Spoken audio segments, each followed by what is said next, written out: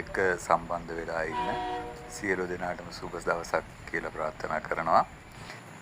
වසර 14කට වඩා එහා ගිය දුම්රිය ජීවිතය ඇතුලේ තාක්ෂණ ශිල්පියෙක් විදිහට මම ලැබපු අත්දැකීම් ඒ අතීතය මතක සටහන් තාක්ෂණ විෂයත් එක්ක වගේම දුම්රිය කියන ඒ සුන්දර මාතෘකාවත් එක්ක ඒකට තිබු ලැබියාවත් එක්ක මම හොයාගත්ත ඉතිහාස කරුණු ඒ වගේම ගොඩක් අපේ දුම්රිය වලින් ආස කරන දේවල් දැනුම ඒ හැමදේම බෙදා හදා ගන්න මේ page එක YouTube එක උපකාර වෙයි කියලා මම විශ්වාස කරනවා. ඉතින් අපි මේ පටන් ගන්නේ ඇත්තටම තාක්ෂණ ශිල්පියෙක් එහෙම නැත්නම් දුම්රිය දෙපාර්තමේන්තුවේ තාක්ෂණ නිලධාරියෙක් විදිහට මම ලැබපු අත්දැකීම් ඒ වගේම මම දුම්රිය ලෝලියෙක් විදිහට රේල් පෑන් කෙනෙක් විදිහට ඒ හොයාගත්ත දේවල් එකතු කරගත්ත දේවල් ඔයාලත් එක්ක බෙදා හදා ගන්න. ඉතින් මේ ආටිකල් එක මම ඉස්සෙල්ලම ඉදිරිපත් කරන ආටිකල් එකේ මම හේතු සාධක කරගන්නේ ශ්‍රී ලංකා දුම්රිය සේවයට හැමදාමත් වටිනා එන්ජිමක් වුණ M2 වර්ගයේ දුම්රිය එන්ජිම ගැන විස්තර ටිකක් කියන්න. මේ රූපරාම වලින් ඔබට පේනවා දැන් මේ ඊටම දුර්ලභ ගණයේ රූපරාමුවක් දෙමෝදර ආරකුණ මේ පාලම නැත්තම් ඇල්ල ආරකුණ මේ පාලම මතින් ඇදෙන M2 එන්ජිම සහිත රාත්‍රී තැපැල් දුම්රිය මේ රූපරාමුව මට ලබා දුන්නේ මගේ සහෝදරයෙක් නිවන්ත මල්ලි. මීට බොහොම කාලයකට කලින් එයා ඩ්‍රෝන් තාක්ෂණය ඔස්සේ ලබාගත් මේ රූපරාමුවක්. ඉතින් මේ රූපරාමුවට බොහොම ස්තුතියි නිවන්ත මල්ලි මට ලබා දුන්නා. මට බලන්න දුන්න රූපරාමුවක් මම මේ වීඩියෝ එකට එක්කව කරගන්නේ. ඇත්තටම මේක ගොඩක් වටිනවා වගේම හැම කෙනෙකුටම මේ ඒ අතීතය පෙන්වන්න. මොකද දැන් තියෙන දිට්වා සුරුකුණාට තස්සෙන් පස්සේ උඩට දුම්රිය මාර්ගය ඇවිරි ගියාට පස්සේ රාත්‍රී තැපැල් දුම්රිය ධාවනය වන්නේ නැහැ. ඉතින් මම මාතෘකාවට එන්නම්. M2 දුම්රිය ඉතිහාසය ගැන චුට්ටක් කතා කරලා M2C එහෙම නැත්නම් මේ උඩරට මාර්ගයේ ධාවනය වුණු දුම්රිය ගැන දුම්රිය එන්ජිම පිළිබඳව විස්තර ටිකක් කියන්නට. 1948 දී නිදහස ලැබුණාට පස්සේ 1950 දී පොදු රාජ්‍ය මණ්ඩල සමුළුවක් තියෙනවා ලංකාවේ. ඒකෙදි කැනේඩියානු රජයෙන් අපිට කොළඹ ක්‍රම යටතේ එන්ජින් 10ක් ලබා දෙන්න එකඟතාවයකට එනවා. ඒක එන්නේ 1954 දී තමයි ඉස්සෙල්ලාම එන්නේ M2 පන්තිය විදිහට. මේ විදිහට එන්ජින් පහක් මූලිකව අපේ නාමකරණයටපත් වෙනවා 569 සිට 573 දක්වා.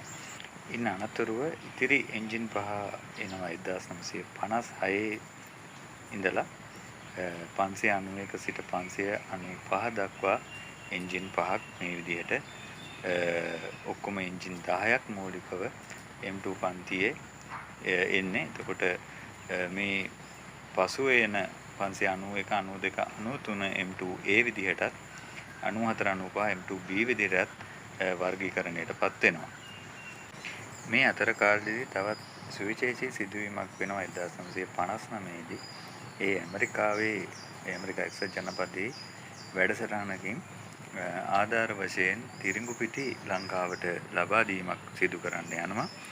එවකට අගමැති වෙලා හිටිය ඩඩ්ලි සේනානායක මැතිතුමා ආධාර වශයෙන් හම්බුණු තිරිඟු පිටි කැනඩාවට විකුණලා දෙනුවට දුම්රිය එන්ජින් දෙකක් ලබා දෙන්න කියලා ඉල්ලීමක් කරා කියලා ජනප්‍රවාදවල සහ ඉතිහාස කතාවල සඳහන් වෙනවා.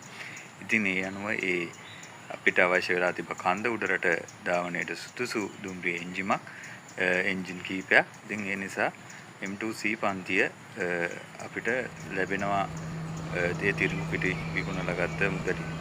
ඒක 1961 වසරේදී තමයි ලංකාවට පැමිණෙන්නේ මේ දුම්රිය එන්ජින්.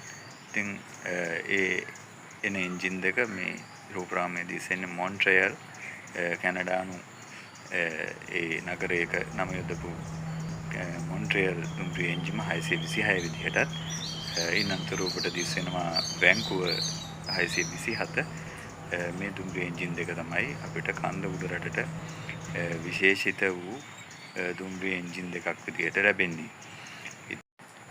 දුම්රිය එන්ජින් ලැබුණු විදිහ ඒ විදිහට ජනප්‍රවාදයන් අතරට එක්ව වුණාට මෙම දුම්රිය එන්ජින් ඇත්තටම කැනඩාවේ නිෂ්පාදනය කරපු ජෙනරල් මෝටර්ස් සමාගමේ තමයි නිෂ්පාදනය වෙන්නේ. ඉතින් මේ එන්ජිම ටොන් 79කින් පරකින් යුක්තයි. මෙහි උපරිම බලය හෝස් පවර් 1425ක් වෙනවා. ඉතින් දැනට මේ දුම්රිය එන්ජිම අපගේ ධාවන තත්ත්වයේ තියෙන ඉතාම සුවිශේෂී කාර්යභාරයක් සිදු කරන දෙමටකොඩ ධාවනාගාරයේ දුම්රිය බලෑනිය සතුව තිබෙන දුම්රිය එන්ජිමක්. මෙහි පූර්ණ නඩත්තු කටයුතු නැත්නම් ෆුල් ඕවර්හෝල් සිදු කරන රත්මරාණ කර්මාන්තශාලා 14 අපේ තාක්ෂණ ශිල්පීන්ගේ පූර්ණ අධීක්ෂණය යටතේ. එනම් 1961 අගෝස්තු 4 වෙනිදා වැනි අද දිනක මුල්ම පරීක්ෂණ ධාවන වාරය පටන් ගත්ත මේ දුම්රිය එන්ජිම අද දිනට අවුරුදු 65ක් අඛණ්ඩ සේවයක් සලසපු දුම්රිය එන්ජිමක් බවට ශ්‍රී ලංකාවේ ඉතිහාසගත දුම්රිය එන්ජිමක් බවට පත් වෙනවා. ඉතින් රත්මලාන දෙමළගොඩ දුම්රිය ධාවනාගාරය තාක්ෂණික ශිල්පීන් අපේ කාර්ය මණ්ඩලයේ සියලු දෙනා මේ කරන නඩත්තු කටයුතු වලින් තමයි මෙම දුම්රිය සේවය අපි පවත්වාගෙන යන්නේ. ඉතින් මගේ page එකත් එක්ක එක්කව වෙන්න, YouTube channel එකත් එක්ක එක්කව වෙන්න, මේ වගේ තවත් සුවිශේෂී විස්තරත් එක්ක කරුණු අරගෙන මම තවත් වීඩියෝ එකක් ඔයගොල්ලන්ට අරන් ඉන්න සූදානම් ඉන්නවා. එහෙනම් හැමදෙනාටම සුබ දවසක්. නැවත දවසක හමු වෙනකන් බොහොම ස්තුතියි.